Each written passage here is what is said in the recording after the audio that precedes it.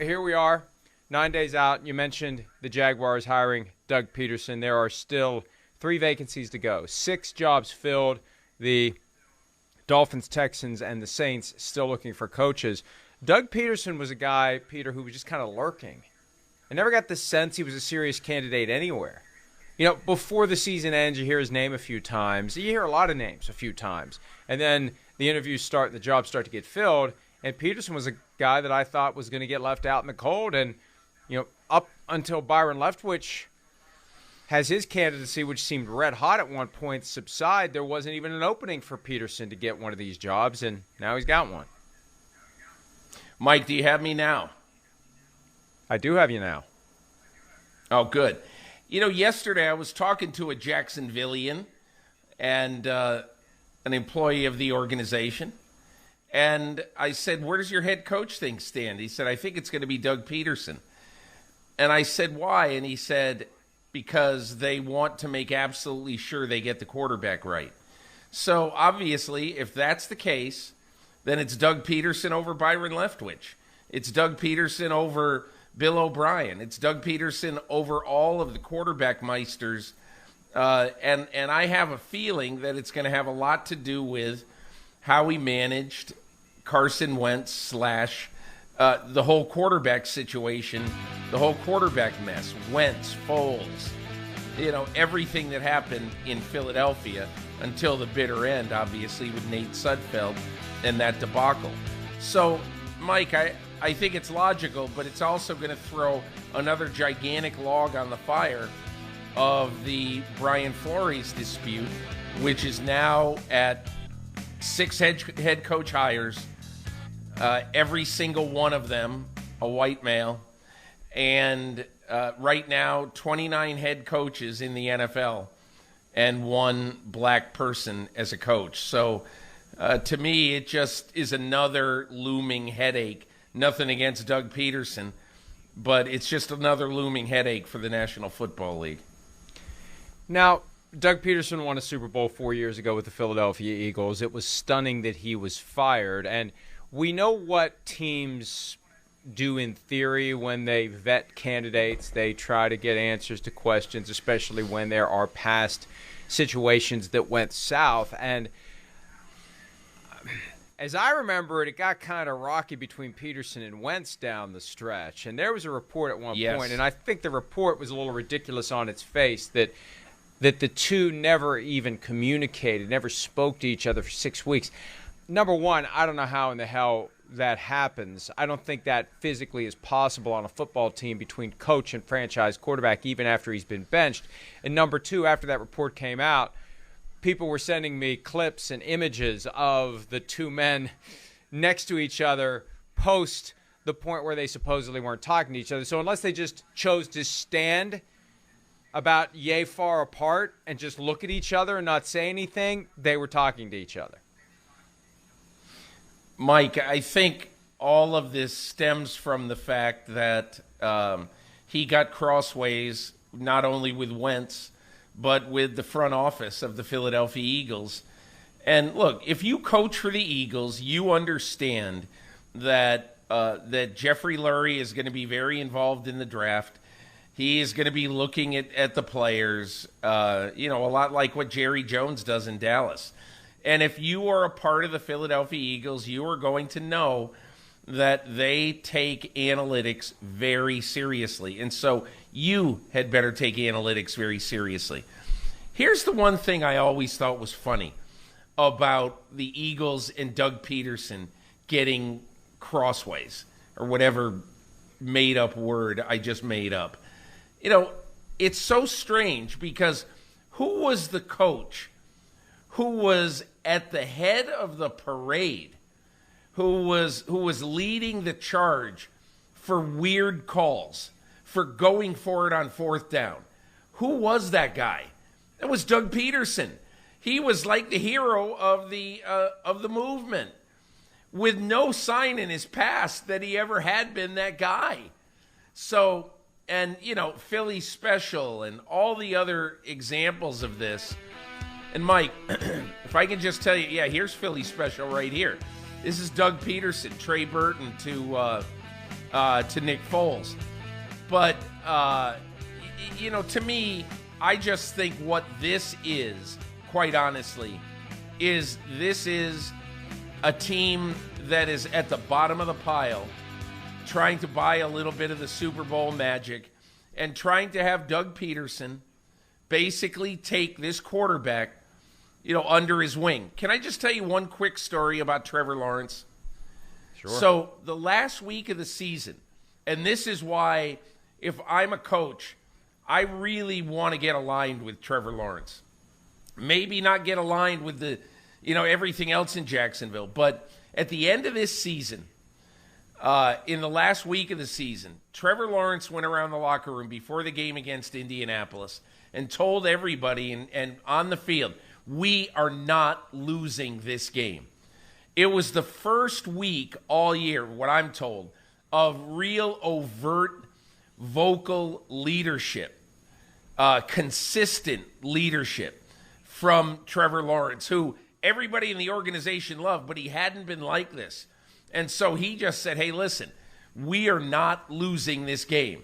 And obviously they didn't lose the game. And in fact, they played great, and their defense totally intimidated and just, kind of really beat up the Indianapolis Colts. So I think what I'm saying here is any coach who looks at Jacksonville is not depressed by by Trevor Lawrence's, in and out season. Okay? He is energized by the fact that he's got a guy who's the number one guy in the organization and is acting like it. You were pulling on a thread earlier that I want to go back to and pull a little bit more, because you're right. Doug Pederson was the guy who was the innovator for all of the things we are now seeing coaches do on a regular basis. He was the first one that I can recall who did the, when you're down by 14 and you score a touchdown, go for 2. Yeah. Because if you cut it to 6 by getting 8, all it takes is a touchdown and the single extra point to put you ahead. You're not positioning yourself for overtime. And if you fail on the 2-pointer, you go for 2 the next time and you force overtime. He's the first one to do that, and it was kind of like the clouds part and the sun shines. It's like, where have you been all my life? This very basic concept that we see other teams use. And it's funny, the number of announcers when you watch a game who are still confused by it like they'd never seen it before. But that's become, I don't want to say commonplace, but it's become something that shouldn't surprise anyone when it happens now. Pederson, as I recall, was the first one. But Peter, you mentioned that the front office is very analytics-driven. You mentioned that Jeffrey Lurie is very involved, and it's amazing how many owners who try to act like they're not involved really are involved, because I think when things go the wrong way, you want to be able to say, I didn't do it. Don't blame me. I'm just the owner. How much of what the Eagles did under Pederson was Pederson?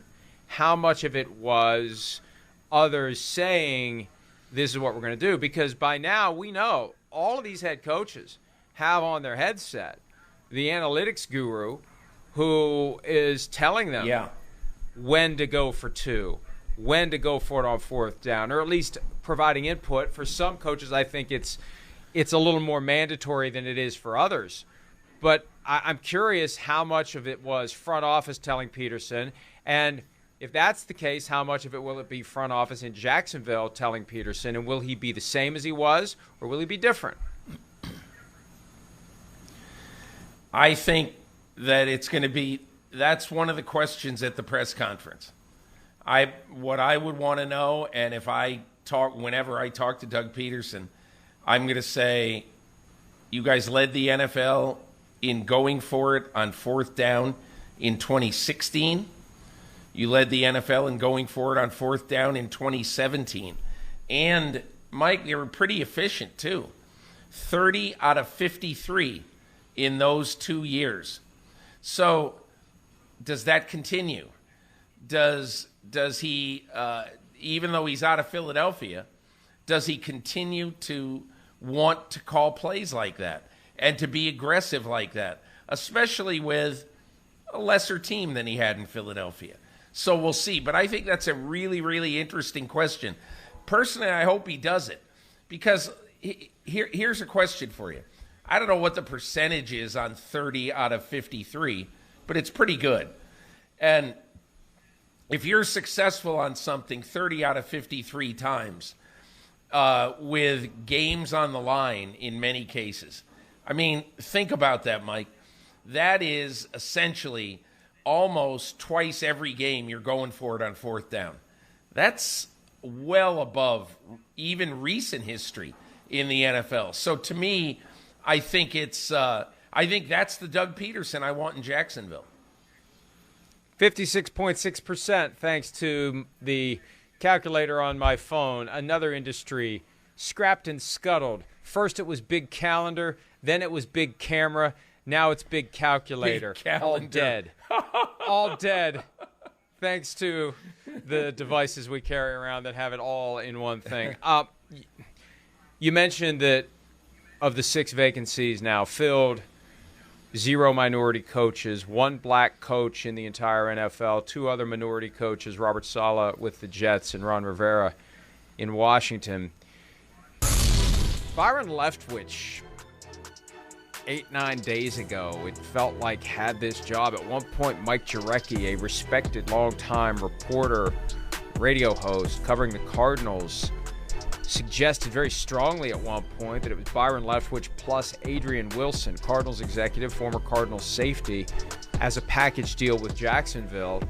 And in the aftermath of Leftwich removing his name from consideration, it became obvious that Leftwich was pushing for Wilson to be the GM, which means pushing for Trent Baalke to be out. It just felt to me for a while, Peter, as if, and they'll never admit to this, I don't think, because it seems so kooky, I almost feel like ownership said to Trent Baalke, look, I got my bird in the hand in Byron Leftwich and Adrian Wilson. You got to bring me somebody better. You got to sell me on somebody other than Byron Leftwich for me to not go this way, whether that was spoken, whether it was implied.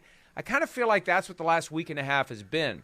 Trent Baalke trying to find someone that makes Shad Khan say, okay, Doug Pederson, he wants to come here. I like what I've seen from him. I've done my research. We've done our homework. We're comfortable with him, so we'll go that route. Trent Baalke, you get to keep your job. I almost feel like that's what happened. Well, I don't know what happened with Byron Leftwich, and I don't know what happened in the interviews with Byron Leftwich, but something must have happened. How could you get more natural than a guy who just spent 2 years working with Tom Brady, a guy who last year was the quarterback coach on a Super Bowl team working with Tom Brady, then again worked with Brady this year in Bruce Arians' wide open offense, and also obviously the former quarterback of this franchise, who is still very, very well liked in Jacksonville and all over North Florida. Something happened, Mike. I don't know what it is, but I'm dying to find out what it is. Something happened as to why they didn't hire Byron Leftwich. And I think the easiest explanation, because I've heard, and I'm sure you've heard, that there were multiple candidates that passed on the opportunity to interview with the Jaguars, that Trent Baalke has been regarded as a detriment to the process, and all the fans down there up in arms wearing clown suits the final game that they ultimately won. Maybe they should wear clown suits every game since they beat the Colts in Week 18. But it was. Hi, I'm Mike Tirico, and thanks for watching. Make sure to hit subscribe for the latest news and highlights from NBC Sports.